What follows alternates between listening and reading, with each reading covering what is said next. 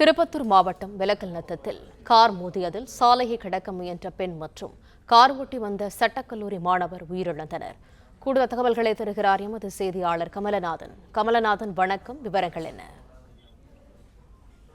நாட்ராம்பள்ளி அடுத்த விலக்கல்நத்தம் பகுதியை சேர்ந்த சந்திரன் மனைவி கவிதா.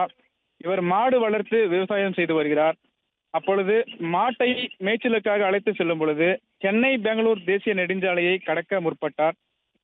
அப்பொழுது அதிவேகமாக வந்த கார் ஓட்டுநரின் கட்டுப்பாட்டை இழந்து கவிதா மீது மோதி அருகே உள்ள வீட்டில் புகுந்து விபத்துக்குள்ளாகின. இதில் கவிதா மற்றும் காரை ஓட்டி வந்த நபர் சம்பவ இடத்திலேயே உயிரிழந்தனர். தகவல் அறிந்து வந்த நாட்ராம்பள்ளி போலீசார் முதற்கட்ட விசாரணையில் கோயம்புத்தூர் பகுதியை சேர்ந்த சிங்காரவேலன் மகன் மோகன்தாஸ் என்பதும் இவர் ஆந்திரா மாநிலத்தில் உள்ள தனியார் கல்லூரியில் 3ஆம் ஆண்டு படித்து வருவதாகவும் தெரியவந்துள்ளது. மேலும் 2 பிரேதத்தையும் கைப்பற்றிய நாட்ராம்பள்ளி போலீசார் உடல்கூறு ஆய்விற்காக திருப்பத்தூர் அரசு மருத்துவமனைக்கு அனுப்பி வைத்துள்ளனர்.